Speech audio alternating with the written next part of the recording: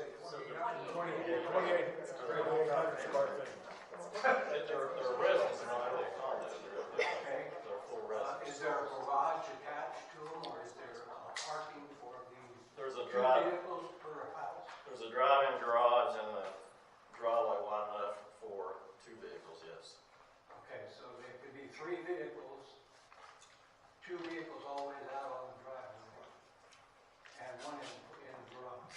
Yeah. Even though it's going to be a private road, you know, we've made the road a full 24 feet wide, curbs.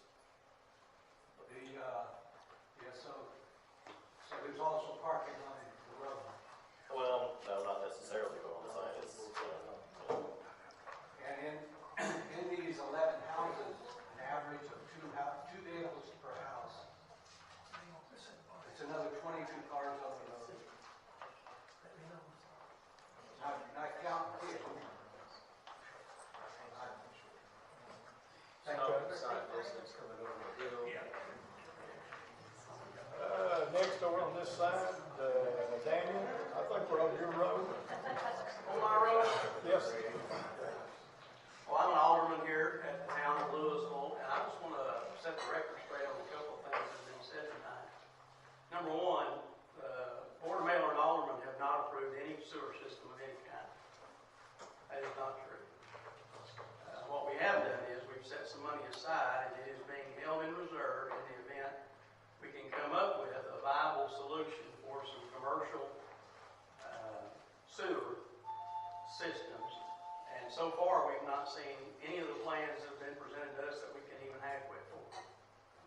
So I just want to make that clear. There's been nothing approved. That money is, we could claw that money back next week if we decide we can't afford a sewer system.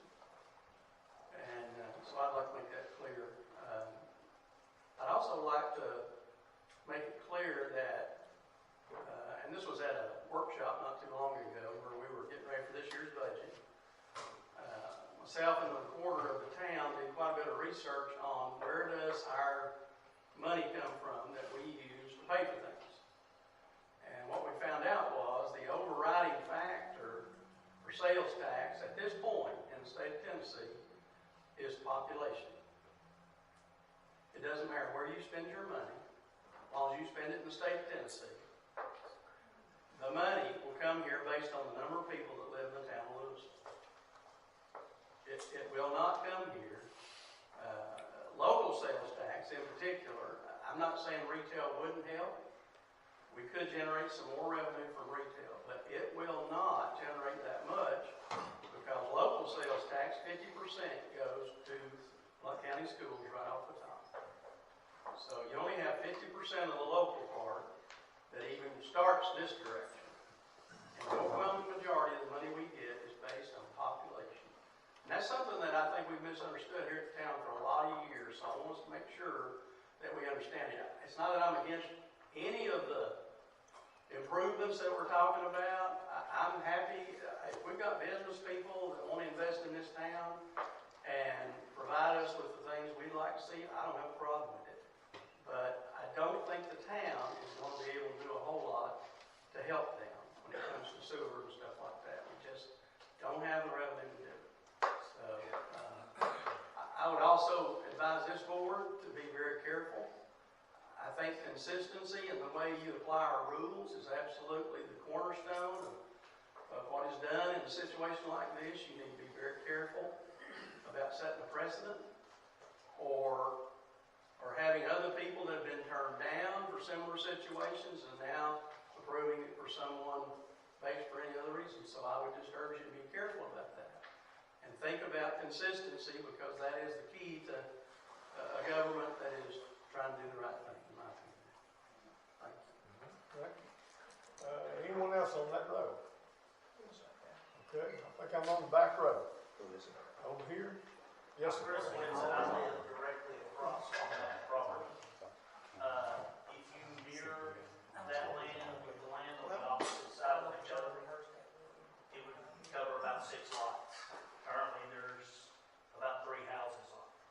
I would have no objection if he was building 6 houses on that space. The space he's talking about building 11 houses aesthetically doesn't make sense. And although he may not intend to build 11 docks, those 11 people that buy those houses are gonna apply, they're gonna get approved from DBA, and they're gonna build 11 docks. And that code that maxes out is the, you know, I mean, I have a dock that was 6 docks on the other side, it wouldn't be an issue, 11 docks would be an issue, and we'll get there eventually. Next, on the same road. Okay, on this side over here, on the back road. Jennifer Aldrich, and I also live in the Cove. I have never been to one of these meetings before, and I have to say this is the most confusing thing I've ever heard in my life. I've never heard so many ifs before. If we have sewer, if we have septic, if we have houses, if we have this, if we have, then we start talking about restaurants and grocery stores. This is supposed to be a meeting just to discuss this particular piece of land, and all of these other things are being thrown out here, and it doesn't sound like it's all been completely thought through to me. I am concerned about what's happening in our code, and I would like to keep it pristine. That's why we left Knoxville to come to Louisville, because this is a wonderful place to live, and we love this area, and we love the space, and we love what we have. We don't want to see too much change. Okay. I guess the question is, Got one more. yeah, Okay. Yeah, I'm Greg Aldridge, and I'm lucky enough to be married to her. The very first thing, and I'm sorry, the developer, I didn't catch your name, but one of the first things you said was you vacation in Florida, and this is the kind of thing that's in Florida. I don't want this to be Florida. I want this to be Louisville. I don't want to see 11 houses lined up this close together back there next to the Kinjo Market. And I feel like there have been a lot of people that are bending over backwards and tying themselves in knots trying to come up with ways to rationalize how they can make this exception. Don't make the exception. The reason you have the rules is to abide by them. So that's my 2 cents. All right, thank you. We want to thank everybody for the comments. Yes, sir. Hey, John, you started with Donnie and everything. I mean, I'm Dan McKee. I was the first person to build on the Jeffries Farm over there when they went out next door neighbors to the Whitsons across the coast from there. But my take on it is when we built more than what the layout of the land was, with the hope that other people coming in would go to a higher level. With this, when I look at it, I think I commend the builder for the layout and the investment so far, and that is aesthetically pleasing, but I do think you need at least 2 car garages minimum to handle cars coming through there. I think there needs to be a plan for community boat docks and restrictions set in place so there's not more boat docks there.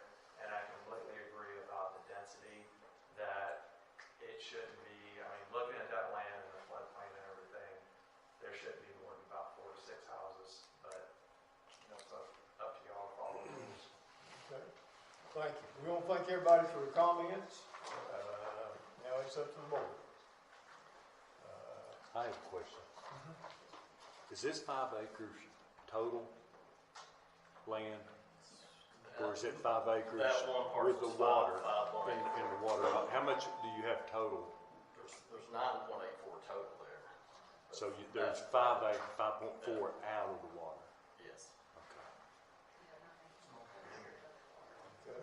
And I will add, I mean, this, we're trying to do something that's tastefully done and really nice upscale homes, but how many duplexes can fit on that piece of property, Barry? 6, 8? Actually, 8 duplexes? well, you have 8, Eight.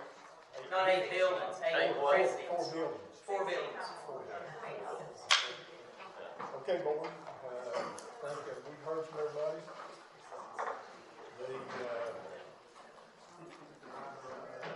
The 1 or 2 motions is to deny the plat.